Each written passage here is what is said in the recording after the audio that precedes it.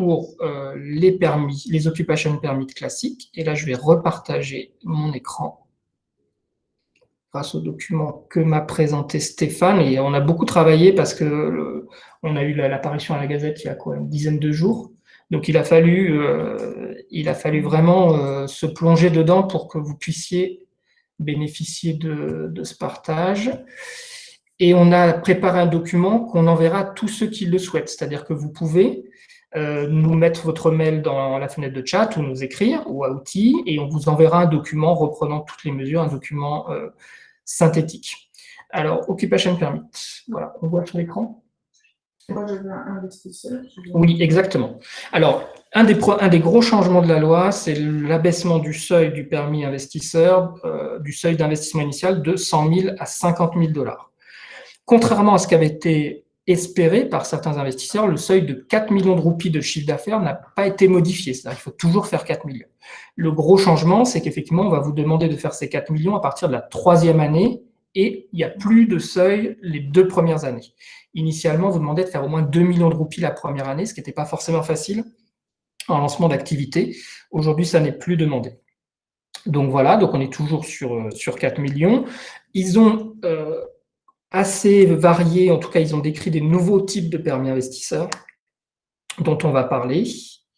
Donc, vous avez investisseur pour start-up innovante. À partir du moment où vous avez un projet qui est innovant et qui est reconnu comme tel par le DB, vous n'avez plus à investir les 50 000 $ et vous n'avez pas potentiellement de chiffre d'affaires à réaliser. Attention, ça peut être modéré par le directeur de l'EDB à qui le législateur a laissé une certaine autonomie pour choisir les critères de renouvellement de permis notamment. Non, mais pour le moment, sur le permis innovateur, pas de seuil de chiffre d'affaires. On a également là un permis sur lequel je vais passer très vite, mais qui est particulier, qui est lié à l'exploitation d'une usine de transformation d'aliments. Voilà. Donc là, pareil, pas d'investissement initial, pas de chiffre d'affaires. On va passer sur le suivant. Il y a également un permis qui ne concernera pas beaucoup d'entre nous, c'est sur la partie cinématographique. Donc ça, c'est un nouveau permis. Donc investissement initial d'au moins 1 milliard de roupies, pas de seuil de chiffre d'affaires non plus pour le moment. Et puis, on a par contre un permis qui est quand même intéressant. Vous avez, celui-là est assez intéressant pour quelqu'un qui investirait plus de 20 millions de roupies dans le projet initial. Là, dans ce cas-là, il n'y aurait pas non plus de chiffre d'affaires. Alors, je mets un bémol au truc, c'est que effectivement, le directeur de l'EDB pourrait demander, mais pour le moment, pour un investissement supérieur à 20 millions de roupies, pas de seuil de chiffre d'affaires. Et là, vous voyez que ça rentre un petit peu en concurrence avec le permis de résident permanent, où on est à peu près sur les mêmes seuils, puisqu'on est à 375 000 $. Donc, 375 000 $ d'un côté, 20 millions de roupies de l'autre.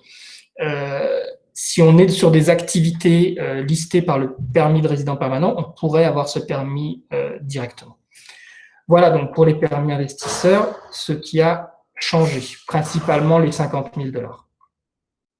Pour le permis salarié, on attendait, et c'était une des surprises de l'annonce du vote du budget, un abaissement du seuil de 60 000 à 30 000 roupies. Ça a été énormément modéré par le législateur et les 30 000 roupies sont toujours possibles dans le secteur des TIC, c'était déjà le cas auparavant. Ils ont rajouté simplement quelques secteurs, donc notamment tout ce qui est BPO, tout ce qui est produits pharmaceutiques et tout ce qui est ce qu'ils appellent food processing, la transformation d'aliments comme on vient de le voir sur le permis investisseur. Mais tous les autres permis salariés, il faut un salaire minimum, il faut un salaire supérieur, pardon, à 60 000 roupies. Voilà, c'est resté. Donc, il faut 60 000 et 1 roupie. Voilà, donc ça c'est demeuré dans ce projet de loi. Je poursuis. Peut-être c'est Oui. important aussi, pardon, Je t'en prie, le petit. mentionner que le permis maintenant sont tous procédés par EDP. Oui, c'est le cas. Alors c'est un vrai changement. À partir du 1er septembre, l'EDB va procéder également à l'instruction des permis de résident permanent. Tout à fait. Pas le Prime Minister's Office comme c'était Plus le bureau du Premier ministre, effectivement. Ce qui permettra d'avoir une certaine homogénéité dans les demandes et dans les dossiers. Les checklists ne sont pas encore prêtes, hein. C'est-à-dire qu'ils n'ont pas encore annoncé les checklists liées à ces permis. On peut penser qu'elles seront à peu près semblables à ce qui existait. Voilà. Pour le permis self-employed, l'investissement initial reste le même. Je rappelle que c'est un permis qui concerne principalement le secteur des services, qui ne permet pas d'embaucher des salariés. Le revenu annuel qui était auparavant de 600 000 roupies les 2 premières années, puis 1 200 000 à partir de la 3e, est revu à 800 000 roupies. Donc, vous êtes self-employed, c'est à partir de votre 3e année de permis, vous devez réaliser un chiffre d'affaires de 800 000 roupies. Donc, on revient en fait aux anciens seuils. Moi, je suis entré à Maurice il y a 8 ans en self-employed, c'était 800 000 roupies à l'époque. Voilà. Retraité, aucun changement. Donc, le seul changement aujourd'hui pour un retraité, c'est la possibilité d'être à 100% dans le capital d'une société, sans y travailler. Donc, il y avait eu une modération très clairement écrite sur le fait qu'un retraité ne devait pas être majoritaire dans une société. Voilà ce que je peux vous dire. Alors, si on me dit une question, donner les valeurs en euros. Bon, c'est compliqué parce qu'elle a roupie à 47 et c'est compliqué. Je vous invite vraiment à faire les conversions parce que ça change en permanence. Mais on vous le mettra sur les documents. Et généralement, quand on nous fait une demande de permis, on met les seuils en euros également. Oui, le DB, c'est l'Economic Development Board, donc c'est l'administration mauricienne qui est chargée d'instruire les demandes de permis de résidence à l'île Maurice et d'aider au développement économique de l'île. Voilà.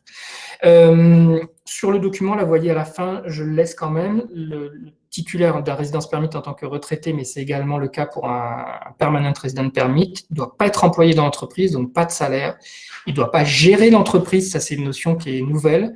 Il ne doit pas percevoir de salaire ni d'avantages en matière d'emploi de l'entreprise. Voilà. Je vais arrêter mon partage d'écran et revenir à vous. Voilà ce que je peux vous dire. Donc, c'est quand même une vraie modification. Il y a un vrai souhait qui a été clairement exprimé par le législateur mauricien et par le gouvernement et les parlementaires, de favoriser l'implantation d'investisseurs et de salariés étrangers. Je sais que certaines personnes, voire certains résidents, étaient un peu inquiets de la minoration, de la rigidité parfois de l'administration mauricienne sur les dossiers. Là, je pense qu'on sort de ce modèle-là et on va vraiment vers une ouverture, non pas à n'importe qui, mais à une immigration économique choisie et au fait de favoriser vraiment l'implantation à l'île Maurice. Donc, alors j'ai une question, Aurélie, peut-on être actionnaire majoritaire dans une compagnie si on a un OP salarié en parallèle? C'est une bonne question. La logique voudrait que oui, si on n'y travaille pas. Voilà. Mais ça n'a pas été précisé par le législateur, donc on devra quand même le vérifier auprès de l'EDB. Et comme souvent, il y aura peut-être quelques cas qui feront qu'il y aura une jurisprudence qui s'installera. Voilà. Jacques, on vous enverra le document avec plaisir. S'il y en a d'autres qui souhaitent nos documents, on vous les enverra par mail après la conférence. Oui, je l'ai déjà mis au début de tout ça. Stéphane, vous avez des choses à rajouter? Non, c'est bon. Ça vous paraît clair? Une question par rapport que doit-on faire pour obtenir le permis permanent? Oui, si vous avez des questions, que doit-on faire pour officialiser les 10 ans de permis concernant un OP salarié? Ça, on ne sait pas encore. Ce que je disais en début, Liliane, de conférence. Il y aura sans doute deux options. Soit il y aura un comité, vous ferez une demande de l'EDB qui se réunira, qui validera votre permis de 10 ans, soit l'EDB automatiquement basculera tous les permis à 10 ans. Ils sont encore en attente d'instruction du bureau du Premier ministre là-dessus. Alors si j'ajoute quand même un point important, parce que nous, on a beaucoup de clients qui sont en attente d'installation à l'île Maurice, et ça concerne peut-être certains d'entre vous. Aujourd'hui, l'EDB n'instruit plus les dossiers prioritairement de gens qui ne sont pas présents sur le territoire mauricien. Vous êtes présent sur le territoire mauricien, vous avez demandé un renouvellement, vous avez demandé un occupation permit, ils instruisent le dossier comme c'était le cas auparavant. Il n'y a pas de problème, on a des réponses en 4 à 5 semaines, mais vous n'êtes pas encore sur le territoire mauricien, les dossiers sont bien pris en ligne, mais ils seront instruits quand les frontières seront réouvertes, et avec certainement un délai un peu allongé, parce que beaucoup de dossiers à traiter pour l'administration mauricienne. J'ajoute que le délai classique après une obtention d'accord, on a aussi des clients dans ce cas-là qui ont eu un accord de principe de l'EDB pour venir le valider, qui est normalement de 90 jours, a été étendu à 180 jours pour les gens qui n'ont pas pu rentrer sur le territoire, c'est-à-dire 6 mois pour rentrer sur le territoire. Si vous avez ce type de questions, vraiment, n'hésitez pas à nous les poser par mail. Ce genre de réponses ne sont pas facturées, hein, donc on va vous répondre gracieusement. Question sur Oui. le travail des conjoints. Ah oui, une bonne question sur les conjoints. Donc, il était prévu initialement que les conjoints puissent travailler sans permis. Ça n'est plus du tout dans le projet de loi aujourd'hui. Donc, ce que nous, on en analyse, qu'on en traduit, il va falloir demander un permis spécifique, comme c'était le cas auparavant pour les conjoints. Mais, potentiellement, ils pourraient être actionnaires dans des sociétés à hauteur de 100%, tant qu'on reste sur le fait de ne pas y travailler. Voilà. Il faudra quand même préciser tout ça parce que souvent, l'administration mauricienne, au regard de cas particuliers de gens qui peuvent parfois abuser du système, ou en tout cas le contourner, vont peut-être introduire des règles qui n'auront pas été prévues par le législateur. Voilà, mais à titre personnel, même si j'ai conscience que la situation à Maurice comme dans le monde est délicate, je trouve pour moi que c'est un geste clair des autorités sur l'accueil des étrangers à l'île Maurice, des non-mauriciens, et que pour le coup, on ne s'est jamais mal senti à l'île Maurice, on a toujours été bien accueillis, mais là, clairement, le message est clair, c'est-à-dire qu'on demande à des investisseurs sérieux, à des salariés compétents ou à des consultants de venir s'installer à l'île Maurice. C'est le message pour moi qui est donné par le gouvernement. Moi, j'en ai terminé. Je vais passer peut-être la parole. C'est 35 000 $. Alors là, on peut préciser ce qu'ils appellent un investissement. En fait, ce n'est pas véritablement un investissement, c'est une injection de fonds sur un compte personnel qui peuvent être utilisés librement, même pour votre installation. Simplement, les 35 000 $ vont prouver que vous avez la capacité financière de rester à l'île Maurice pendant quelques mois. Donc, vous allez montrer l'argent, en fait. Donc, contrairement à un investisseur, on demande d'investir la somme sur le compte de la société. D'autres questions? Juste préciser l'acronyme EDB et le fonctionnement. Parce qu'ils ont entendu EDB à chaque fois. Economic Development Board of Mauritius. Ben là, par contre, pour savoir comment on fait pour instruire un dossier, vous n'hésitez pas à nous écrire. J'ai mis mon mail au tout début du chat, sl@magellan.mu. Et notre site n'est pas encore à jour, d'ailleurs, on va le mettre à jour et vous avez magellan.mu aussi pour regarder tout ça. J'en ai terminé. Je vais repasser la parole à Outi. Outi va vous parler du changement de seuil des achats immobiliers et de ce que vous pouvez avoir pour le nouveau seuil. Voilà. Et écoutez, j'étais ravi de partager ce moment avec vous, même si c'est dommage de ne pas pouvoir échanger. Il y a une dernière question. Oui, 54 000 $ sur 3 ans par foyer.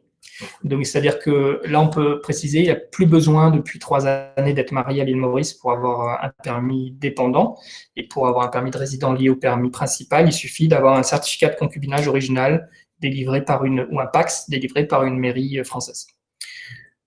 C'est bon, je passe la parole à Outi et à très bientôt. Bonne journée à tous. Alors, donc, je vais partager mon écran aussi avec vous tout à l'heure. Je ne vais pas rentrer dans les détails de biens, mais c'est sûr que pour nous, le plus grand changement, c'est donc l'investissement minimum, parce que acheter un bien immobilier reste quand même une des plus simples façons d'avoir un permis de résidence, toujours à Maurice. C'est très direct, c'est très simple. Un achat d'immobilier donne automatiquement le permis de résidence permanente. Donc, avant, le minimum investissement était donc à 500 000 $ américains. Donc, selon la nouvelle loi, cet montant a baissé à 375 000 $ américains, donc à peu près 15 millions de roupies aujourd'hui. Donc, on nous demande souvent maintenant, donc, qu'est-ce que j'aurai pour 15 millions? Je vais partager mon écran et je vais vous donner quelques exemples de ce que vous... Attendez, oui, c'est ça. Ce que vous pouvez avoir donc pour ce montant-là, juste pour vous donner une idée. Après, bien sûr, moi et mon équipe, nous sommes là pour vous guider plus en détail. Donc, Voilà, c'est clair. On commence donc dans les biens de entrée-gamme. On est à 11,4 millions, 11,3 millions roupies. Vous aurez donc un appartement de 2 chambres à Grand Bay, à Péribert, dans un projet plutôt balnéaire, donc une pied-à-terre ou un investissement locatif. Aussi bien, on est à Grand Bay, qui est quand même la ville le plus connue pour tout ce qui est de loisirs, location saisonnière, etc. Donc, ça, c'est un peu près le prix entrée dans le marché, si vous voulez, dans les 11 à 12 millions. Après, on monte un petit peu, vous voyez moi? Donc, voilà, donc, juste pour préciser que je vous présentais, donc ça c'est prix d'entrée qui ne vous donne pas vraiment le permis. Donc là, celui-là, à 15 millions, on est donc pile poil pour un permis de résidence. On est toujours à Grand Bay, on est toujours dans un projet plutôt balnéaire, près de la plage. Donc, très bon pour les locations saisonnières dès que nos frontières ouvrent. Après, on est toujours à Grand Bay, dans une région hautement résidentielle. Vous avez donc un appartement de 3 chambres avec une vue sur mer. On est en VFA, on est à 16 millions, donc vous aurez votre permis automatiquement. Comme je dis, je ne vais pas entrer dans les détails de ces biens-là, nos consultants sont là pour vous donner plus de détails. Vous pouvez nous contacter si ça vous intéresse. À Tamaran également, on est pied dans l'eau, dans une studio sur la plage, dans le pays de Tamaran.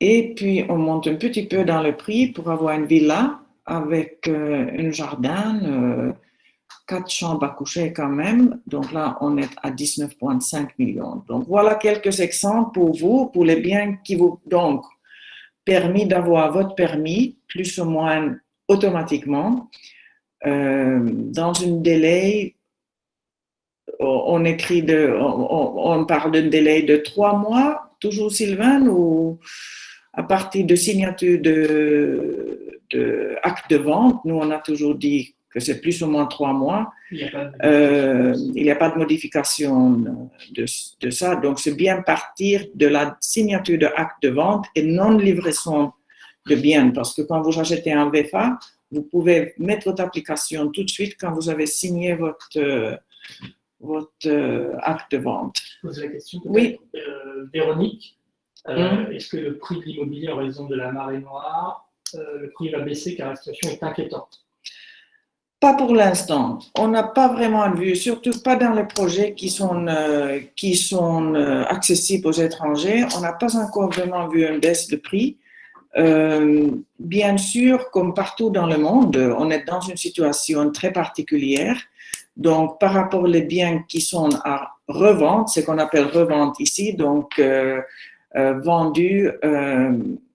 vendus par les particuliers, là, comme partout dans le monde, il y a les occasions à faire parce qu'il y a les gens qui sont dans les situations différentes et qui peuvent accepter les offres sur le bien qui est bien en dessous de prix demandé. C'est important que je précise, à savoir aussi que cette marée noire est très, très localisée dans une région de Maurice et surtout pas dans toute Maurice. Donc, le tragédie se passait dans le sud-est à Maurice et c'est très, très localisé là-bas et ça aurait pu être beaucoup, beaucoup pire. En fait, c'est pas si mauvais que ça se semble. Moi, j'habite dans cette coin d'île. Notre plage devant chez moi, on voit aucun changement. Bien sûr que ça a été une tragédie écologique, mais ça a été quand même géré. On a les experts qui sont venus partout du monde. On n'est pas du tout en train de se noyer dans du noir comme le média souvent veulent faire croire. Donc, et c'était très, très localisé. Donc, il y a plupart de Maurice qui n'a pas été affecté du tout. Donc, voilà. Comment j'arrête le partage d'écran, Birgit? Je vais en bas. Donc, j'arrête le partage écran. C'était juste pour vous donner, comme je dis, c'était juste pour vous donner quelques exemples de ce qui vous permet d'avoir votre permis. Et bien sûr, comme je dis, nous, on est là. On a une équipe de vingtaine de personnes sur l'île et on est là pour vous conseiller. Et comme je mentionnais, avec nos partenariats, les conseils, comme Sylvain a dit, si ça concerne spécifiquement les permis, etc., n'hésitez pas. Quand ça concerne les biens, les prix de biens, n'hésitez pas à nous contacter. Une personne qui demande si acheter 2 biens pour la somme totale de 15 millions, ça fonctionne aussi? Non, ça ne fonctionne pas. Donc, ça n'a pas changé. Donc, il faut qu'une personne achète un bien où le prix est donc minimum 375 000 $ américains. Maintenant, ça peut être acheté dans un nom de société où les directeurs peuvent choisir la personne qui obtient le permis de résidence. Et ce que j'ai compris, mais Stéphane, vous confirmez, ça peut changer une ou deux fois, on peut changer la personne dans la société. Donc, si vous achetez dans un nom de société et que vous êtes 4 directeurs ou 3 directeurs, vous pouvez donc choisir là ou le directeur qui a le permis de résidence et vous pouvez donc après changer cette personne-là, mais pas tout le temps. Ça ne peut pas être continuellement un changement tous les ans, mais vous pouvez choisir changer une ou deux fois, c'est ce que j'ai compris au moins. Donc ça, c'est une moyenne, mais non, on ne peut pas acheter 2 biens qui ajoutent à 500 000. Il faut que ça soit un bien.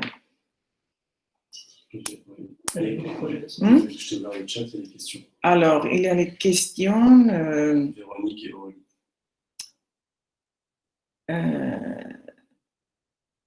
Est-ce qu'on peut investir dans des investissements locatifs et en résidence principale? Les deux. Oui, on peut investir dans les deux. Oui. Quand ça soit dans les programmes, soit PDS, soit Grant Plus 2, on peut investir dans les deux. Il y a aucun souci. Mais je précise que le permis doit toujours être un achat de 375 000 $ parce que pour savoir aussi qu'on a les différents projets, donc PDS, qui donne le permis de résidence automatiquement avec un achat de 375 000 $ minimum. On peut aussi investir pour beaucoup moins, comme je montrais mon petit premier exemple, à 12 millions, et même moins que ça. Le minimum aujourd'hui, c'est 7 millions roupies qu'un étranger peut investir à Maurice. Et ça peut être donc dans un programme, ce qu'on appelle Grant Plus 2, donc ce sont plutôt les appartements, à spécifier que ça ne vous donne pas un permis de résidence. Donc, vous avez un permis de résider à Maurice, donc 6 mois maximum par an, comme n'importe quel touriste. Mais vous pouvez donc être propriétaire de votre bien et le garder. Question sur les projets de Smart City. Smart City. Attends, c'est où la question? On a le goût des projets de Smart City. Donc voilà, je vois, oui, quel est le minimum pour acheter un PDS? Voilà, donc c'est justement 7 millions, c'est le minimum, 7 millions roupies. Avez-vous des projets de Smart City? Oui, on a les projets de Smart City, donc on a un projet justement à Beauplan, et là, dans un projet de Smart City, c'est tout à fait accessible aux étrangers, et là aussi, dans les Smart City, il y a les investissements qui sont moins que le 375 000. Une question sur la rentabilité. Je ne vois pas la question là, je ne sais pas pourquoi. Ok. Attendez 2 secondes. Il y a une question sur la rentabilité. J'essaie de trouver un instant. Oui, donc quelle est la rente un peu attendue pour l'investissement? Alors, rentabilité, ça c'est une très très bonne question. On parle beaucoup de rentabilité. Moi, aujourd'hui, je conseille nos investisseurs pour calculer sur une rentabilité qui couvre leurs frais. On n'est plus dans les rentabilités de 4, 5, 6% qu'on avait parlé avant à Maurice, sauf que on ne sait pas en fait quel est notre avenir par rapport à notre location saisonnière, le tourisme, comment nous sommes affectés, qu'est-ce qui se va passer en 2021, comme partout dans le monde, on ne sait pas trop. Donc, mais normalement, aujourd'hui, ce que je conseille nos investisseurs pour être vraiment safe, de calculer qu'on couvre les frais de votre bien, donc les frais de syndic, les frais d'entretien, etc. Et plutôt, quand il s'agit de villas à Grand Bay, justement, on a une location long terme qui est très active. Donc, il faut plutôt calculer sur un investissement et mettre en location long terme que court terme en ce moment-là, pour l'instant. Alors, attendez, Oui, il y a une question pour une banque. Oui, les banques mauriciennes accompagnent les étrangers, justement. Vous pouvez avoir les loans avec les banques mauriciennes. Donc là aussi, on peut vous conseiller, on peut vous mettre en contact. On a 2 banques avec qui on travaille dans le partenariat actif. Donc, si vous voulez, contactez-nous et on peut vous mettre en contact avec les personnes qui vont vous aider.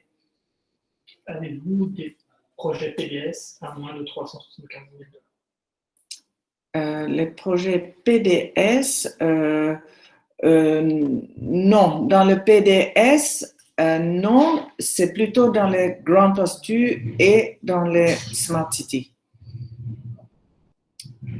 Peut-être expliquer le Grand Plus 2. Grand Plus 2, donc pour vous expliquer, c'est un permis qui est donné par le EDB, donc Economic Development Board, à certains projets à Maurice. Donc, ça doit forcément être un bâtiment des appartements qui est donc rez-de-chaussée plus 2 étages. Et c'est un permis spécial, donc c'est pas n'importe quel bâtiment, n'importe où à Maurice. Ça doit être donc un bâtiment qui a obtenu son permis de Grand Plus 2. Et puis, on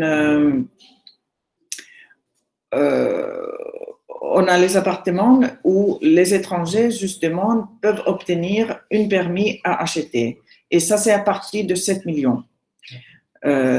Si, ça n'a pas été changé alors? Ah bon, pardon. Donc, dans le Finance Bill, c'était proposé 7 millions. Donc, Stéphane vient me confirmer que ça n'a pas été changé. Donc, c'est toujours 6 millions. On va vérifier parce que maintenant, on n'est pas sûr si c'est 6 ou 7, mais c'est soit 6 millions, soit 7 millions. Qu'en est-il de l'achat de terrain? Y a-t-il un minimum? Non, un étranger ne peut toujours pas acheter un terrain. Donc, il faut que ça soit, sauf que dans certains IRS, on a certains projets IRS où il y a les terrains nus en vente aux étrangers, et là, il n'y a pas de minimum, mais un terrain n'importe où à Maurice, non, c'est pas possible. C'est uniquement un appartement de Grand Plus 2, sinon il faut qu'on reste dans le projet PDS ou IRS. Alors, les villas pieds dans l'eau, non, c'est pas exactement vrai que les villas pieds dans l'eau restent uniquement pour les Mauriciennes.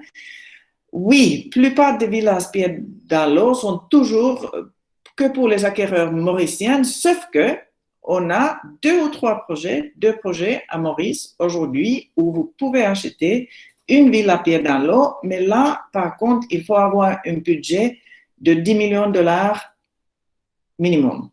Donc, pour 10 millions de dollars, on peut acheter une villa pied dans l'eau, toute propriété à Maurice. Voilà. Mais pour les prix en dessous de 10 millions de dollars, non. En matière d'assurance habitation. Pardon?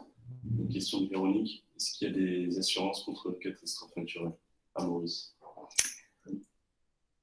Oui, oui, il y a les assurances. Il y a les assurances, à savoir aussi, on nous pose de temps en temps cette question par rapport aux catastrophes naturelles. C'est sûr qu'on n'a pas eu une catastrophe vraiment destructive depuis très très longtemps à Maurice. On a tous les ans les conditions cycloniques qui passent, mais rien qui a vraiment été catastrophique, qui a frappé Maurice depuis très longtemps. Mais et aujourd'hui, à savoir aussi que les biens sont quand même construits dans une autre façon qu'était le cas avant. Donc aujourd'hui, les biens qu'on construit sont construits vraiment en considération les conditions cycloniques. Mais oui, il y a les assureurs. Encore une fois, on peut vous mettre en contact avec les personnes pour avoir une idée, une cotation pour une assurance pour une catastrophe naturelle. Est-ce que, du coup, quelqu'un qui demande si on confirme que pour moins de 375 000 $, les étrangers ne peuvent acheter que des appartements? Non, on peut acheter du RES. Oui, on peut acheter les RES pour moi, mais on n'aura pas un permis avec ça. Donc, vous pouvez acheter une villa dans un programme RES pour moins de 375 000 $, mais vous n'aurez pas un permis de résidence. Donc, c'est uniquement un investissement locatif ou si vous avez un autre type de permis, par exemple un permis de retraité, en ce moment-là, vous pouvez acheter pour moins que 375 000. Et il y a les villas, les duplex aussi. Donc, ce n'est pas qu'un appartement. Il y a les autres questions? Non, tu peux redire aux gens de donner leur mail. Voilà, donc je vous encourage, si vous voulez donner votre adresse email sur tout ce qui est vos questions par rapport les biens immobiliers, qu'est-ce que vous pouvez acheter. Là, je vois qu'il y a une question pour la fiscalité. Donc, moi, je ne suis pas une fiscaliste, donc je donne cette question à Sylvain. Pour les revenus locatifs, Sylvain, tu veux répondre ou tu veux que tu peux venir à côté de moi? Donc, donc oui, l'énorme avantage, il y a deux avantages à acheter des biens à l'île Maurice, c'est qu'on est plafonné sur les revenus locatifs à 15%, sous réserve qu'on ne dépasse pas 70 000 €. Et quel que soit le pays, quel que soit le pays de la résidence fiscale, on est plafonné à ces 15%. Même si on est résident fiscal français, on ne paiera que 15% sur les revenus locatifs. Autre avantage aussi, ça sort de l'assiette de l'impôt sur la fortune immobilière en France. Oui, c'est ça. Tous ces achats. Mais sur les parties fiscales, vous pouvez aussi nous interroger parce que c'est aussi notre spécialité et soit Outil, soit moi, on vous répondra. Surtout toi, parce que la fiscalité, nous, on connaît les bases, mais c'est toujours très, très personnel et les questions sont spécifiques pour chaque personne. Donc, je vous encourage en ce moment-là à contacter Sylvain. Il y a quelqu'un qui demande s'il y a les zones du nord et l'ouest. Non, il y a les biens disponibles aux étrangers maintenant un peu partout sur l'île. Donc, on est à est, à sud-est, nord-est, nord-ouest, donc partout sur l'île. Là, c'est sûr que dans mes exemples, j'avais choisi que Grand-Bay, où il y a le plus grand choix. Mais on a les biens partout sur l'île, donc je vous encourage à contacter mon équipe. Et nous, comme je dis, on couvre toute l'île à Vence, donc on a 4 bureaux, donc on a une équipe partout sur l'île. Et on peut vous conseiller dans le coin qui vous intéresse le plus. Ok. Très bien. Je vais tomber aussi. Attention, les revenus nets sont imposés. Il y a quelqu'un qui... que ce soit pour le permis retraité ou investisseur, devons-nous être présents en Maurice? Oui, je vais répondre. Sur les questions techniques. Ok. D'accord. Donc, je pense que on vous dit merci. Merci beaucoup à tout le monde pour avoir assisté. Attends encore 2 minutes, c'est une question. C'est une question par général. D'accord. Oui, on peut y répondre après. On peut laisser en ligne Si vous avez des questions ou des mails à nous donner, on y répond Oui. après. Et on peut, Oui, donc si vous avez encore les questions, n'hésitez pas, vous pouvez les envoyer en chat toujours. Et vous pouvez aussi envoyer un email ou votre numéro si vous voulez qu'on vous appelle sur WhatsApp, avec plaisir. Donc, je vous remercie de la part de Bounce. Merci Sylvain pour ton participation et à très bientôt. Merci à toi. À bientôt. Bonne journée à tous. Bonne journée. Merci.